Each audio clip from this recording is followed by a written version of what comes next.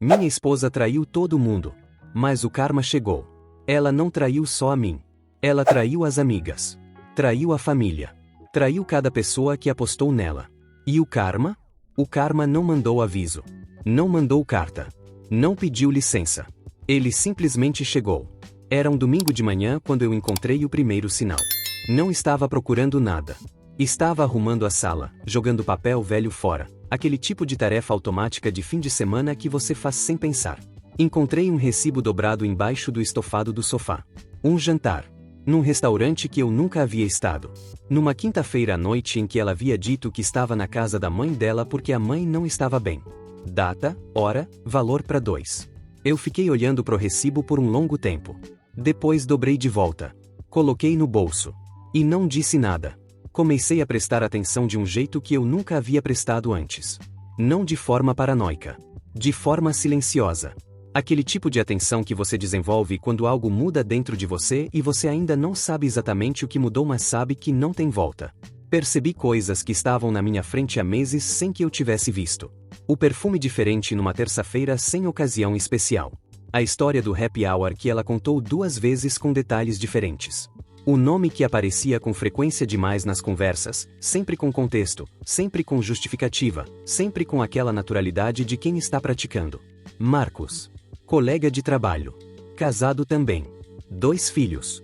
Alguém que eu havia conhecido numa confraternização de fim de ano e cumprimentado com aquele aperto de mão de quem não sabe que está apertando a mão do problema. 3 semanas depois do recibo eu tinha um quadro. Não completo, não com todos os detalhes, mas suficiente para saber o que estava na minha frente. O que eu não sabia ainda era o tamanho real daquilo. Esse tamanho eu ia descobrir de um jeito que eu não havia previsto. Foi a Renata quem me ligou. Renata. Melhor amiga dela há 15 anos. Madrinha do nosso casamento. Alguém que eu considerava parte da família de um jeito que vai além do título. Ela ligou numa tarde de terça-feira enquanto eu estava no carro. Preciso te encontrar, ela disse. Hoje. Sem ela saber. O tom da voz dela me disse tudo antes que qualquer palavra dissesse. A gente se encontrou num café perto de onde eu estava. Ela chegou antes de mim, estava com aquela expressão de quem dormiu mal por muitas noites seguidas e chegou num ponto onde continuar segurando não é mais uma opção. Ela pousou o celular na mesa virado para mim. Uma conversa de mensagens aberta na tela. Entre ela e minha esposa. Comecei a ler. O que eu li naquele celular foi uma das experiências mais desorientantes da minha vida. Porque não era só sobre o Marcos. Havia outro nome. Antes do Marcos. Um relacionamento que havia durado quase 1 ano, 2 anos atrás, que eu havia passado completamente sem saber. Um homem que ela havia conhecido numa viagem de trabalho e mantido por meses com uma logística que exigia planejamento real. E havia algo mais. Nas mensagens com a Renata, minha esposa havia contado tudo. Não pedindo conselho, não pedindo ajuda para parar. Contando como quem compartilha uma conquista. Com detalhes.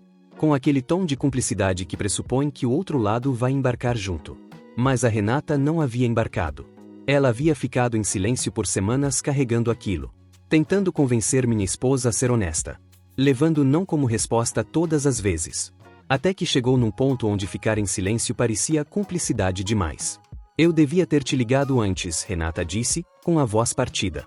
Mas ela é minha amiga há 15 anos e eu fiquei tentando resolver por dentro. Quanto tempo você sabe? Do Marcos, 3 meses. Do outro. Ela pausou. Do outro eu soube na época. Ela me contou achando que eu ia guardar segredo. E você guardou. Ela fechou os olhos. Eu guardei. E me arrependo todo dia desde então. Eu saí do café com 2 coisas dentro de mim que não combinavam. Raiva. E uma clareza fria que eu não sabia que eu tinha. Não liguei para ela. Não fui para casa. Fui dirigir por 1 hora sem destino, aquele tipo de movimento que o corpo pede quando a cabeça está processando demais para ficar parada. Quando eu finalmente parei o carro num posto de gasolina e fiquei sentado com o motor desligado, eu havia tomado uma decisão. Eu ia saber tudo. Cada detalhe, cada nome, cada mentira específica. Não por masoquismo. Porque eu havia aprendido com o recibo que saber pela metade é pior do que não saber. Você precisa do quadro completo para tomar uma decisão completa. E essa decisão eu ia tomar com tudo na mão. Liguei para o meu advogado naquela tarde. Não para entrar com processo ainda. Para entender o que eu precisava documentar antes de ter qualquer conversa. Ele me ouviu. Me orientou. E disse uma coisa que ficou comigo. Não confronte antes de estar preparado. Uma vez que você confronta, o jogo muda e você perde o controle da narrativa. Eu ia lembrar disso. 2 semanas de silêncio calculado. Ela em casa, normal, aquele sorriso de quem está vivendo uma vida dupla com uma fluidez que exige uma dissociação que eu ainda não consigo entender completamente. Eu em casa também. Presente na superfície. Morto por dentro. Mas morto de um jeito organizado, funcional, que não vazava nada para fora. Nesse período eu descobri mais 2 coisas. A primeira, ela havia pedido um empréstimo no banco 6 meses atrás. Um valor considerável. No nome dos dois, o que significava que eu havia assinado algo sem saber, porque ela era quem cuidava das finanças do casal e eu havia confiado sem questionar. A segunda, o Marcos havia terminado com ela 3 semanas antes. Eu soube disso porque a Renata, que havia se tornado minha fonte involuntária de informação, me mandou mensagem dizendo que minha esposa estava arrasada e que havia ligado chorando por horas. Chorando pelo fim do caso. Enquanto eu estava em casa, eu li a mensagem da Renata. Guardei o celular. Fui até a cozinha onde ela estava. Ela estava de costas, mexendo em alguma coisa no fogão. Eu fiquei na entrada olhando para ela por um segundo. Você tá bem? Eu perguntei. Ela se virou. Sorriu. Tô ótima. Por quê? Achei que você estava quieta. Tô só cansada. Semana pesada. Eu assenti. Voltei para a sala. Semana pesada. O confronto aconteceu no 18º dia. Não porque eu havia planejado aquela data. Porque naquela manhã ela cometeu um erro que acelerou tudo. Ela saiu para trabalhar e deixou o notebook aberto na mesa do escritório de casa. Aberto. Sessão ativa. E-mail no ar. Eu passei pelo escritório sem intenção nenhuma e a tela estava lá, visível, com uma janela de e-mail aberta. O nome no remetente era diferente do Marcos. Era um nome que eu não reconhecia. Sentei na cadeira. E passei 40 minutos lendo uma correspondência que me mostrou que o quadro que eu havia construído nas últimas semanas ainda estava incompleto. Havia um terceiro, paralelo ao Marcos. Mais recente. Algo que havia começado quando o Marcos havia começado a esfriar, como se ela tivesse um sistema de sobreposição, uma forma de nunca ficar sem rede, de nunca precisar pousar no vazio entre uma coisa e outra. Eu fechei o notebook. Fui até o banheiro. Lavei o rosto. Me olhei no espelho. Depois peguei o celular e mandei mensagem para ela. Vem para casa agora. Preciso te falar uma coisa. Ela respondeu em 2 minutos. Tudo bem? Não. Vem. Ela chegou 40 minutos depois com aquela expressão de quem está tentando ler a situação antes de entrar no quarto. Eu estava sentado na sala. Notebook fechado na mesa do escritório atrás de mim. Celular na mão com tudo que eu havia documentado nas últimas semanas. Ela sentou no sofá. Me olhou. O que aconteceu? Eu pus o celular na mesa. Não virado para ela. Só pus. Eu sei do Marcos, eu disse. Eu sei do Eduardo. Eu sei do homem antes do Marcos cujo nome eu não vou falar aqui porque não importa mais. Eu sei do empréstimo. Eu sei de quanto tempo. E eu sei que a Renata tentou te convencer a ser honesta e você disse não todas as vezes. O rosto dela ficou branco. Não da forma dramática que você imagina. De uma forma lenta, como a maré baixando, revelando o que estava embaixo. Como você. Ela começou. Não importa como. Importa que eu sei. Silêncio. Quanto tempo você sabe? Ela perguntou. Tempo suficiente para não precisar mais de nenhuma resposta sua para tomar minha decisão. Ela fechou os olhos.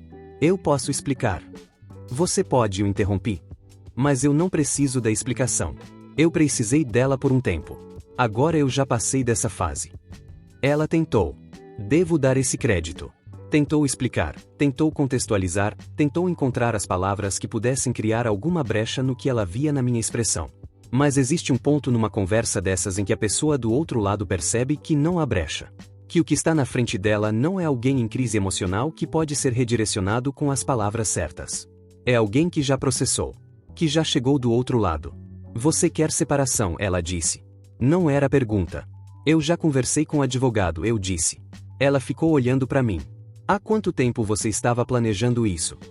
Desde que entendi que saber pela metade não era suficiente para tomar uma decisão correta. Você ficou semanas sabendo e vivendo normal. Você ficou anos mentindo e vivendo normal. A gente tem habilidades parecidas. Ela não respondeu. O processo foi limpo porque eu havia me preparado direito. Documentação em ordem. Advogado orientado. Cada detalhe financeiro mapeado, incluindo o empréstimo que ela havia feito no nome dos dois, que virou parte da negociação de uma forma que não foi confortável para ela. Ela havia contado com o marido bonzinho que assina sem ler. Encontrou alguém diferente do outro lado da mesa. A Renata esteve presente em todo esse período de um jeito que eu não havia esperado. Ela havia perdido a melhor amiga de 15 anos por causa de uma decisão que custou caro para ela também. Mas ela havia feito o que considerava certo e estava lidando com as consequências disso com uma integridade que eu admirei em silêncio várias vezes. A gente se tornou amigos de um jeito estranho e genuíno que só faz sentido para quem viveu algo parecido. Dois sobreviventes do mesmo naufrágio que chegaram à praia por caminhos diferentes. O karma. Eu disse no começo que ele chegou. E chegou de um jeito que eu não havia planejado nem pedido. 3 meses depois da separação formalizada, soube por um conhecido em comum que o Marcos havia descoberto o terceiro. Não por minha esposa. Por acidente, da mesma forma que eu havia descoberto o recibo, aquele tipo de coincidência que o universo organiza sem consultar ninguém. O casamento do Marcos acabou. A vida profissional dela mudou porque numa empresa pequena onde todo mundo se conhece, essas coisas não ficam completamente contidas, e o clima do ambiente de trabalho depois que certas informações circulam é algo que nenhum profissionalismo de superfície consegue normalizar completamente. E o empréstimo que ela havia feito no nome dos dois, que havia sido direcionado para fins que eu prefiro não detalhar, virou uma dívida que ela teve que lidar sozinha depois que a divisão de bens foi estabelecida. Eu não fiz nada disso acontecer. Não precisei. Existe uma tentação, quando você passa por algo assim, de querer ser o agente da justiça.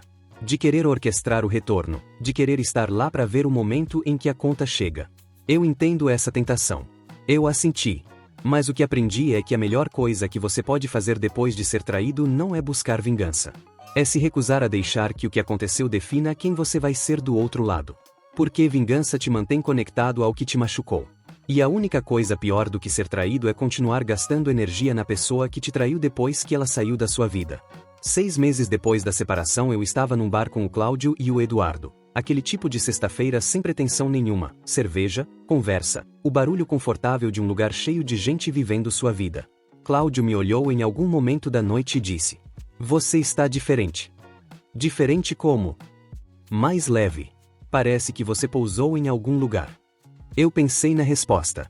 Eu parei de carregar peso que não era meu, eu disse. Ele assentiu como se isso fizesse todo o sentido do mundo. Por que fazia? Ela entrou em contato uma vez, 4 meses depois de tudo formalizado. Uma mensagem curta. Dizia que havia entendido a extensão do que havia feito e que queria pedir desculpa de verdade, não pela separação, mas pela forma como havia tratado a confiança que eu havia depositado nela por anos. Eu li. Fiquei com a mensagem em aberto por um dia inteiro. Depois respondi: "Eu aceito." Disse. Não porque eu havia esquecido. Não porque estava tudo bem. Mas porque guardar raiva de alguém que já não tem lugar na sua vida é pagar um aluguel alto num imóvel que você não habita mais. Fechei o aplicativo. E fui fazer o jantar. Minha esposa traiu todo mundo. Traiu a mim. Traiu a Renata. Traiu a confiança de cada pessoa que havia apostado nela. Construiu uma vida paralela com uma competência que, em outras circunstâncias, seria quase impressionante. E o karma chegou. Não de forma espetacular, não de forma cinematográfica. Da forma mais real e mais inevitável que existe. As consequências das escolhas que você faz chegam. Às vezes rápido, às vezes devagar. Às vezes de um jeito que você reconhece imediatamente como justiça, às vezes de um jeito tão silencioso que você só percebe meses depois. Mas chegam. O que eu aprendi com tudo isso não é sobre ela. É sobre mim. Aprendi que confiança sem atenção é ingenuidade disfarçada de virtude. Que amar alguém não significa deixar de enxergar o que está na sua frente. Que o marido bonzinho que não faz perguntas não está sendo generoso. Está sendo conveniente para quem quer espaço para mentir. E aprendi que a melhor vingança não tem nada de vingança. É simplesmente construir uma vida boa depois. Sem carregar o peso do que ficou para trás. Sem dar a quem te machucou o poder de continuar te machucando de dentro da sua própria cabeça. O karma cuida do resto. Sempre cuida.